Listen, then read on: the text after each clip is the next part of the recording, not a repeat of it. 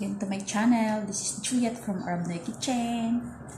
For today's video, I want to make zaatar bread. So I have this all my ingredients. I have 2 cups of flour, salt, half teaspoon salt. I have zaatar. This is what we call zaatar in Arabic. I have sugar, 1 1/2 tablespoon. I have oil, 2 tablespoons, 1 cup of water, and yeast, then cheese. And also I have olive oil. So now guys, let's combine all together our ingredients for my dough. So we have to make the dough. Here, I put the flour. Then I make a hole in the middle. I put salt.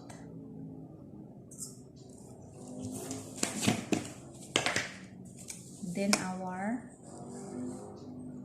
instant yeast,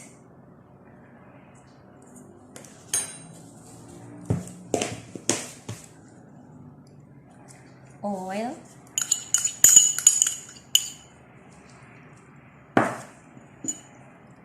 the water, and our sugar. So just combine all together.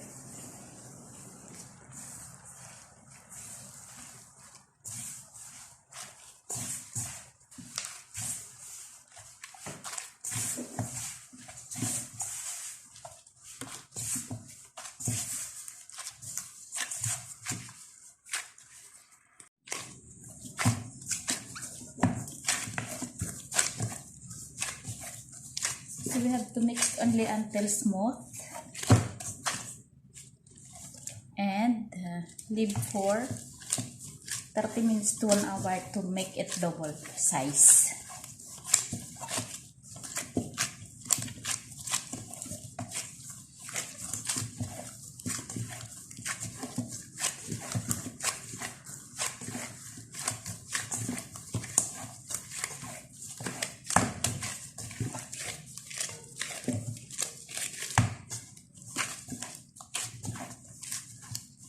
So this guys, you have to mix this for 15 minutes. 10 to 15 minutes.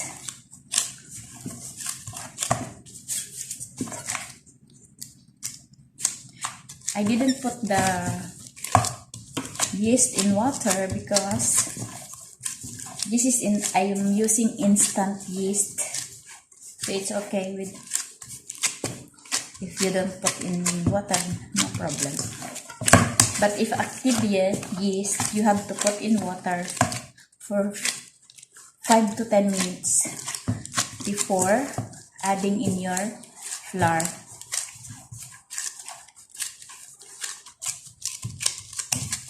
So I think it's okay. You have to put cover and leave for 1 hour to make it double in size. We'll use this 2 baking pan, this one, for that recipe. Then I put this oil, grease with oil, so your dough will not sticking in it. When you take it out, it's easy to take out. So don't forget to put oil before putting here the dough in your baking pan. So this one, to put an olive oil together and this zaatar. The zaatar is like this, see? This is with sesame seeds. So I put olive oil.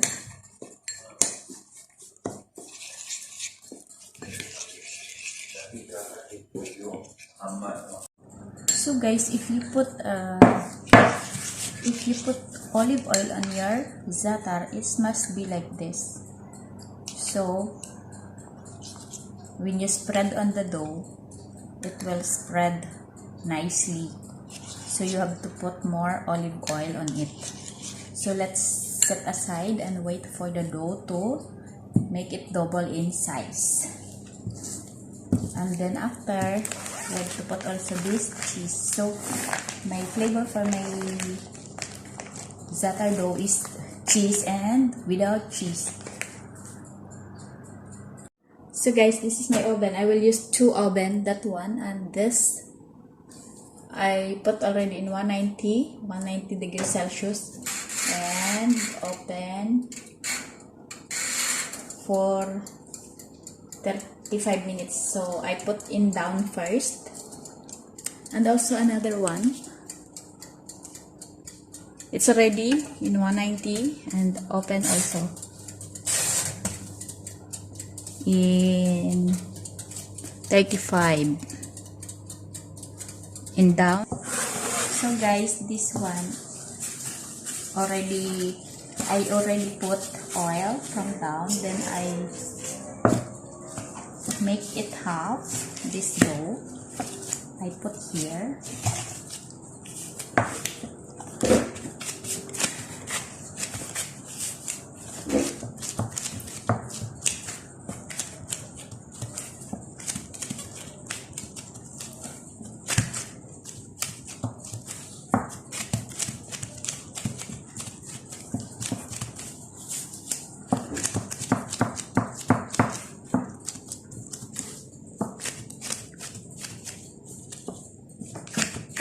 So just flat only, just make it flat all to become even the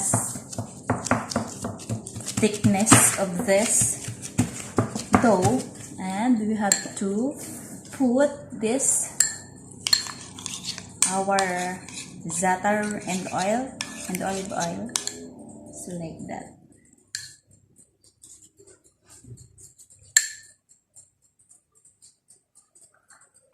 Just spread only the za'atar on top.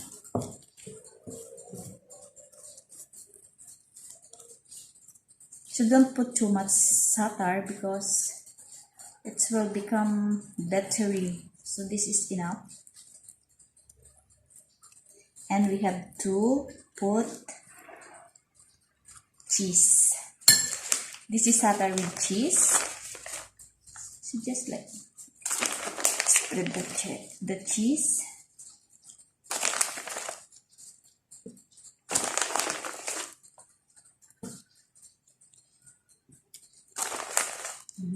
And we have to put in oven for 25 to 30 minutes. So let's put now in the oven. So again guys, we have to make za'atar only without cheese. So this is the half of the dough I put here. Already I put before the oil. So just like that again. We have to flatten here in the baking pan this dough. So if I make a pizza guys, I will not use a rolling pin. So I just put like this.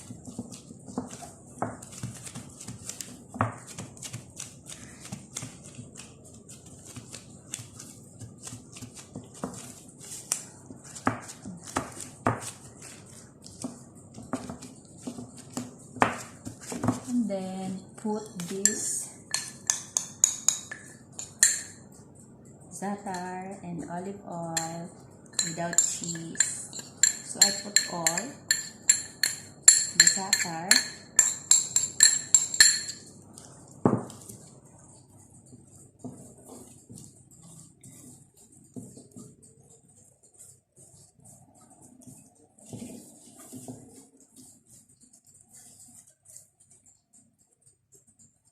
and put in oven for 25 to 30 minutes.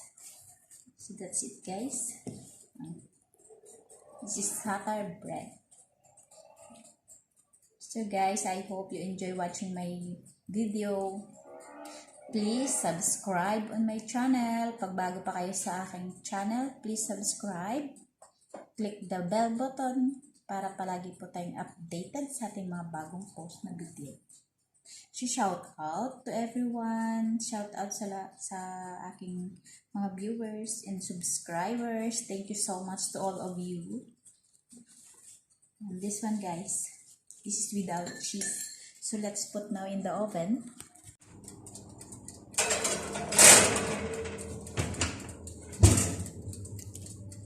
So guys, let's check our it's okay. We have to make cook on top little bit for 10 minutes or 5 minutes. 5 minutes to 10 minutes. So for our cheesy za'atar, it's now ready. So I didn't cook too much on top.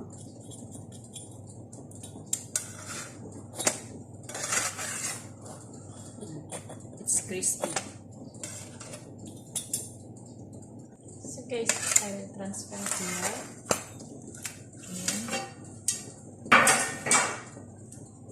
And I will cut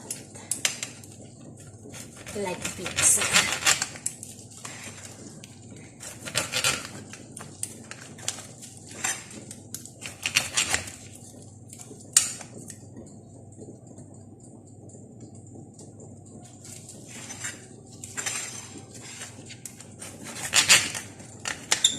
This is cheese, za'atar with cheese.